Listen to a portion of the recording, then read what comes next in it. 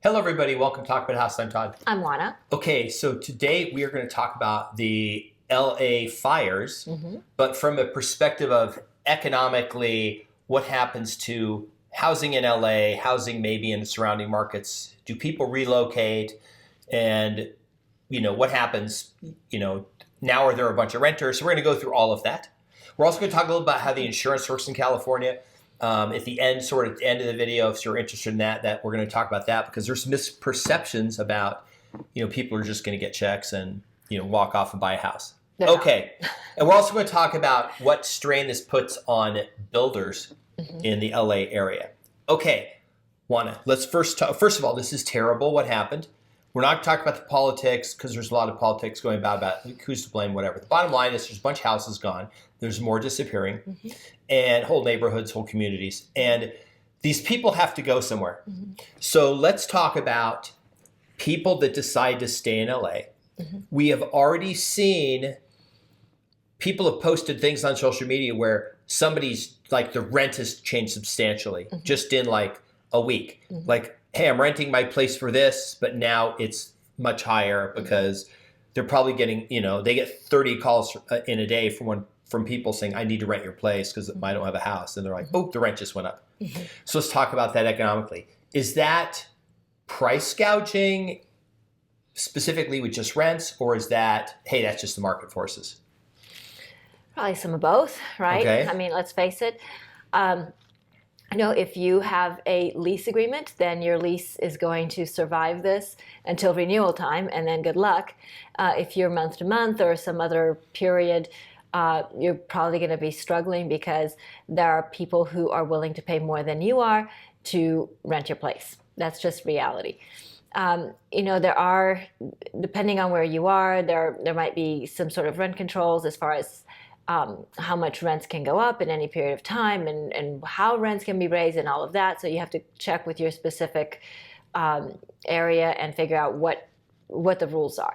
But in general, landlords can, at the end of your rental period, say, it's been fun, goodbye, I want to do something else with the place, and then they can re-rent it to someone else for, in this case, substantially more money. So that is a possibility. Okay. Do you think there'll be some landlords, if home prices go up substantially, they'll say, hey, I'm just going to sell the thing now that people are like, there are probably going to be people calling saying, I used to live in the neighborhood, but like a third of it burned down. I want to buy a house in the neighborhood. Yours is like what I used to live in. I know it's only worth 1.2. I'll give you 1.5 for it. Because that happened in the Bay Area for a number of years when the startup thing was going crazy. Right. So you're going to see some of that. But the other thing that I think you're going to see is you might see more insurance carriers not renewing insurance policies. So now you're going to have this kind of tale of two worlds, right, where you've got people who, to your point, are going to come knocking on your door going, hey, I want to buy your house. I know it's not on the market, but I want to buy your house. That's great. And maybe you're willing to sell it because you're going to get, a bajillion dollars. That's wonderful.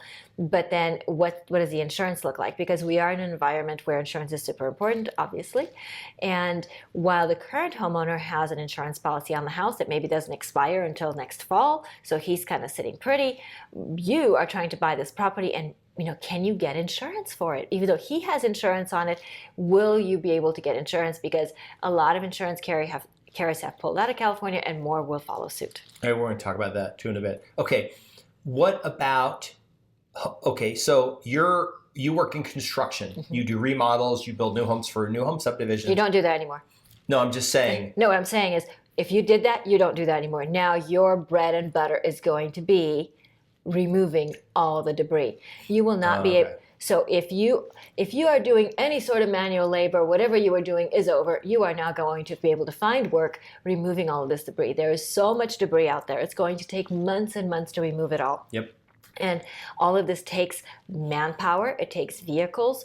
It takes all sorts of hazmat suits and all kinds of lovely things because, as these things burn, obviously, depending on the age of the home that is burned, maybe it has asbestos or some other contaminants. So all kinds of things. So all these businesses that used to give birth to buildings are now going to spend their time clearing land. If you're trying to get a remodel in California or move into a new home, No. you're probably not going to get a remodel. or if you manage to find someone that there's probably going to be a premium for labor because all of a sudden there's, I don't know how many thousands and thousands of houses that need to get rebuilt at some point. But that's way down the road. The first thing is going to be clearing all this debris. So I don't care if you're a plumber. I don't care what you are. Your main bread and butter right now is going to be at a premium to work on clearing all this debris. What about people that leave that say, I've had it with the fires. I'll go to San Diego, where parts of San Diego, they don't tend to have fires. They do have fires in San Diego. In East County and stuff, and some in the North County, and then or Vegas or someplace like that. Like, I'm out of here. What are some things that literally would stop them from moving, and what things, maybe reasons would they move? So if you have a business in that area, can your business relocate? So for example, if you own a chain of restaurants, if you own a retail shop of, whether it's a surfboard shop or a dress shop or a shoe shop, whatever, can you pick up and go? Maybe not. If you work for someone, well, what do? Are there jobs available for you wherever you want to go? Now, I recognize that, we do all have skills that transfer to other markets, but other markets have only a certain amount of those jobs available. Right. So with the influx, so it's kind of a chicken and the egg, right? Well, lots of people are going to move to this place, so we will need all these goods and services. That's true. But in the meantime, can we absorb these people who need jobs? Okay. We'll talk a little just insurance from a timing standpoint. You had a house, $1.5 million, it's gone. Your cousin's a builder. He goes, Bobby, I will rebuild the house tomorrow. I just need the money. And you go, I'm going to call Banana Insurance and tell them to send me a check tomorrow for the $1.5 million, and we'll rebuild the house. Does it work that way? It doesn't. So here's what happens. Okay. So I do not have an insurance license. I don't pretend to have one. And we didn't play one on TV, an insurance agent or broker. But I do know a couple things about insurance. Okay. So we're going to play your scenario one way and another way. So $1.5 million, how much are you going to get? You're going to get 80%, 80 cents on the dollar, okay, at best. And the reason for that is because that's the way insurance works. You get 80%. If you paid for an additional upgrade to your insurance policy, you might get the other 20%. It's debatable. Now, how long does it take to get your check? A long time, okay, a long time. Right. Because, so in the best of times, it takes a long time. In the case of all of these losses, adjusters will be overwhelmed. It'll take a long time for your adjuster can come out, can do all these things and all of that. So that's assuming that you are going to get paid at all, that your insurance company does not go bankrupt. And if you think that I'm being pessimistic, let me give you a real world example. One of our neighbors, 1.5 blocks away, their house had a fire. The house was not destroyed. It is pretty gutted. And they had that fire about 8 months ago. They are not back in the house. The house has not even started to be rebuilt. All they've done so far is removed some of the burnt out material, not even all of it. And this was 8 months ago. This is a single house. Now imagine this multiplied times all the homes that have been burnt down there. It's going to take a long time. So to your point, $1.5 million house, you're going to get 80 cents on the dollar at best. In a while. And it's going to take a long time. Yeah. Now, let's say that your home was maybe for Southern California, not a great home. 10 million. Let's say it was 10 million. So let's say your home was $10 million. You're thinking, well, I'm even at 80 cents on the dollar, I'm going to get $8 million. No, you're not. The most you're going to get in California is $3 million. Why is that? How does it work? So in California, there is a limit of $3 million, regardless of your loss. You could get some other supplementary insurance, maybe, but most people don't have it. If you paid for it, a lot of people don't. Right, so a lot of people don't know about it, don't read their policies. Most people have that limit of $3 million. And we can argue that certainly in Pacific Palisades, the median home price is probably $5 million. So now what happens when you have a $5 million home and the most you're going to get is $3 million? And remember, you're probably getting 80 cents on the dollar, so you're probably getting less than $3 million. But Regardless of that, so let's say that you are getting the $3 million, it's $5 million, it's a $5 million home. It's going to cost more than that to rebuild because remember, there's so much demand. So there's a scarcity of materials, scarcity of labor, so it will actually cost more money. Will those people rebuild? I don't know about that. Some people maybe, others probably not. So this is going to be something that is going to be an unfolding story for probably the next 7 years. Honestly, I think it's going to take that long for this to unfold. Yeah, probably till the next fire. Okay, what about the people? So we have anecdotal information here in Vegas that some homes have been taken off the market because the people have relatives, friends and relatives who lost their homes, and they said, I'm taking the house off the market because they're going to live in it because they're homeless. Right. So does that mean they're moving here? No, okay. I don't think it means that these people are moving here. I think, to your point, something very traumatic happened in their family. They lost their home. They just need a place to lay their heads, regroup, and figure out how they're going to, sort through all this trauma that has happened to them. So we did spend the weekend withdrawing some listings, and because, like Todd said, people have friends and relatives that need a place to stay, and it's not just happening to to one or two brokerages. It's happening to lots of brokerages, and it's not just happening in Vegas. I'm sure it's happening within probably several hundred miles. Including in LA. Well, including in LA, but I think it's even happening further out, depending on where people have friends and family. Can we come out and stay with you guys until we can regroup? Okay, let's talk about this from an economic standpoint. You see there's 5,000 listings in a market or a small market, like a sub-market of LA or in Vegas or something. And all of a sudden, 500 of them disappear because the people say, I'll let you move into it. Maybe pay rent, maybe not, but bottom line is not for sale. And now you're a home buyer and you're like, holy cow, I got to go buy a house fast because these things are disappearing. I see the numbers dropping. I got to go out there, rush and buy a house. Because this is happening this time of year when the market normally gets hot and homes start, the inventory drops really low of available homes to actually make an offer on, does this create a panic? Because anecdotally, we were at dinner with somebody last night or 2 nights ago that said, I should have run out and bought 10 houses, like right before this happened. So I had that conversation with somebody at dinner last night too. But yes, so these conversations are happening.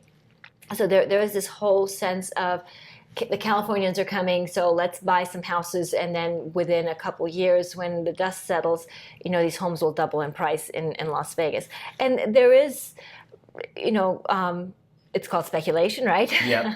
It's called speculation. So is there a possibility of that? Sure, that anything's possible. I don't know that it's going to happen, but it's interesting because I had that conversation last night with somebody, then we had it together with somebody else the night before, and then I had that conversation standing in line at Costco with somebody. Oh, that's funny. And I didn't bring it up, which is kind of interesting. But did they recognize you from the videos? They did not recognize me from the videos. Did you tell them about the videos? I did not tell them about the videos. Okay. But the point is that these conversations are happening. So you're going to see this combination of things. Like Todd said, people are taking their homes off the market and they are either renting them or loaning them to friends and family. You've got people who, like we just mentioned, maybe are going out there and speculating and purchasing homes, thinking that they're going to have a very rapid appreciation over the next couple of years. That's a possibility. And then, of course, you have the traditional spring buying market. So lots of things happening here in Las Vegas, and not just in Las Vegas, but of course, throughout the country. No, so we actually nationwide, we lose about 125,000 houses a year. Now, the reason this is a big deal is because it's happened in one location in LA, high profile area. And you can see it all on TV because there's cameras everywhere. So you have all the picture of homeowners like with their house on fire and they're pulling away, right? But actually there are fires every day in almost every city where homes are destroyed. Homes are destroyed by flooding and other things that just homes get destroyed, right? Or earthquakes, yada, yada, right? Right. So something that I haven't heard somebody else talk about is something that is kind of near and dear to my heart, maybe. A lot of these areas that have burnt are older areas. They're areas that maybe people have lived in for 30, 40, 50 years. So that means that these homeowners are elderly. So what does that mean? Well, it means a few things. So we start with somebody who's maybe in their 70s or 80s that have lost their home. They're not going to rebuild. No.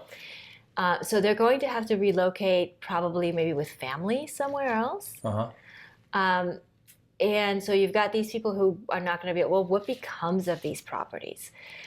I don't know. I think some of these properties, maybe some of the properties along PCH in Malibu, maybe they're not going to rebuild. Maybe they won't even be allowed to rebuild. Maybe they'll just, the state will say, well, we're just reclaiming it for public land for the beach or something like that. California Coastal Commission has godlike purview in California over everything that touches the ocean on the coast. So they could say, Malibu, we're going to turn it into a massive park, and no one can ever build a house there. It's just going to be natural beauty, right? They could do that. They could.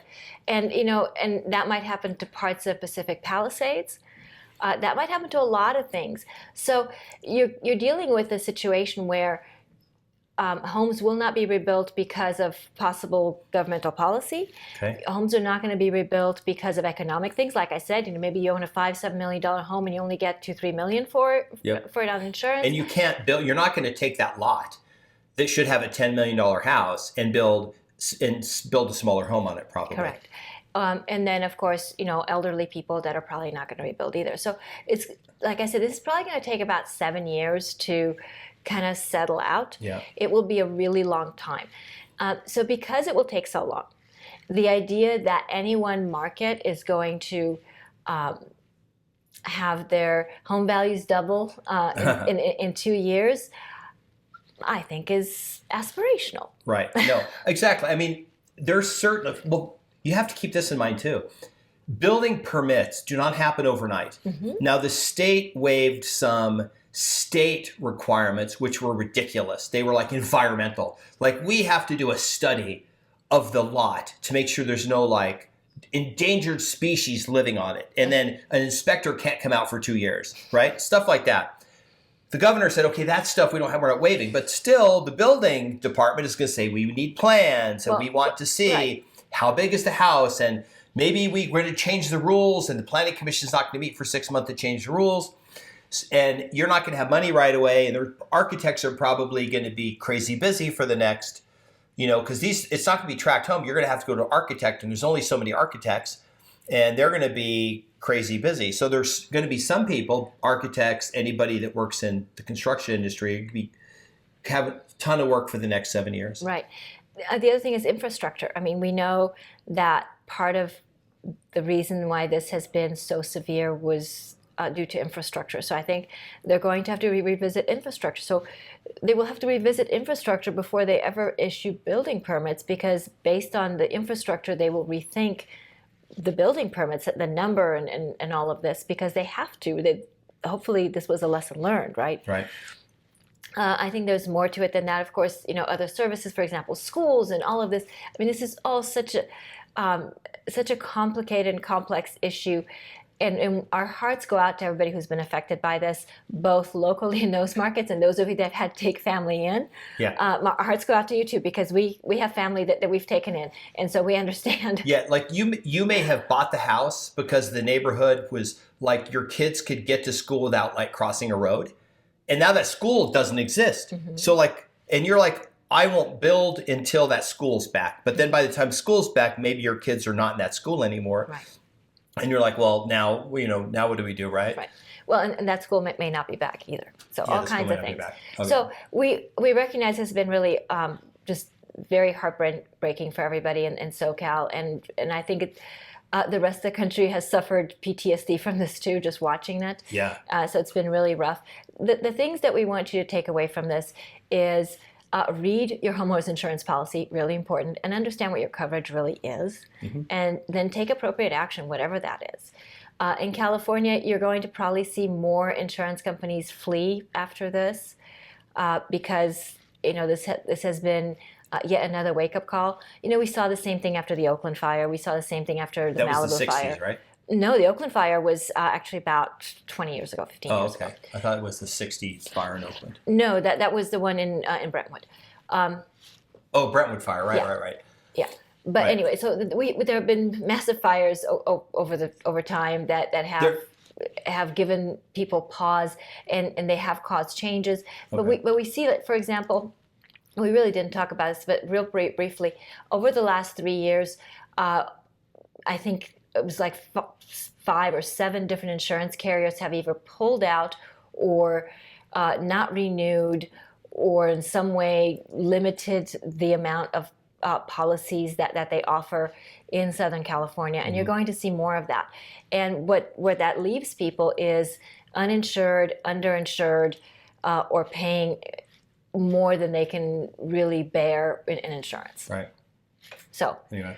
I know we kind of ranted, and I'm sorry for that. Hopefully you got some value out of this. If it was interesting, please remember to like, subscribe, hit notification bell, and leave us some notes. And if it wasn't interesting, like, subscribe, and leave us nice notes anyway. Yeah. Yeah, that's right. All right. We'll see you guys in the next video. Bye. Bye.